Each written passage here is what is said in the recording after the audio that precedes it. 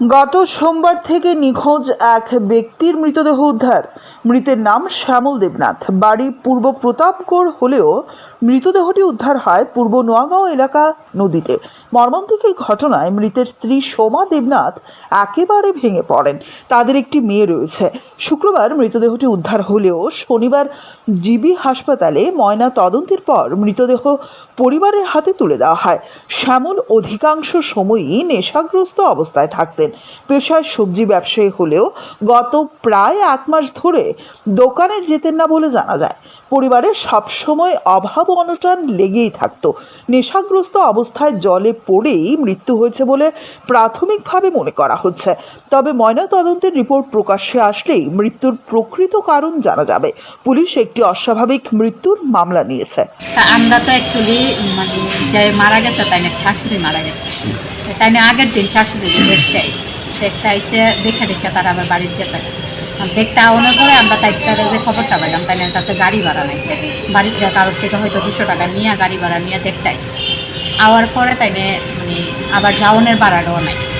তো যাওনের সময় আবার তার ভাগিনা বোন ফুটের থেকে 100 টাকা নিয়ে ভাড়া দিচ্ছে, তারা মা ফুটে বাড়িতে গেছে। যাওয়ার পরে তো আর আমরা জানি না, তাই বোনের বাড়িতে গেছে কাজটা করে নেয়। তারা বাড়ি থেকে বলে এমন কইছে যে বাড়ির থেকে বোন টোনের লোকে কাজটা করে নেয়।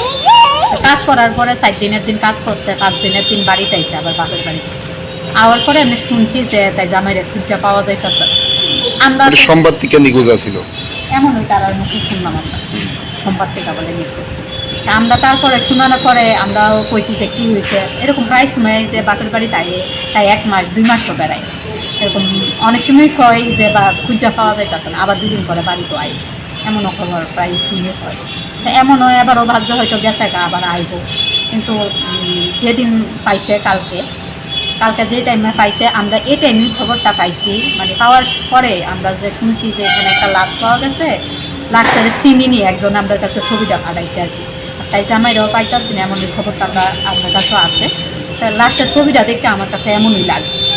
লাগার পরে আমরা তো আর জানি না লাশটা যে এত বেলা অবধি এখানে আছে। আমরা তো ভাবছি এটা মর্গে নিয়ে বসে থাকবে, কারণ আমরা যে সময় খবর পাইছি প্রায় 12:30 পৌনে 1টা বাজে। এমন টাইমে আমরা ভাবছি কি হয়তো লাশটা মর্গে লিয়েই করতে। আমরা তাইরে বাড়িতে পাঠানোর ব্যবস্থা করতেছি। লোকটা তো বাড়িতে পাঠাইতে হবে, যেহেতু স্বামী মারা গেছে।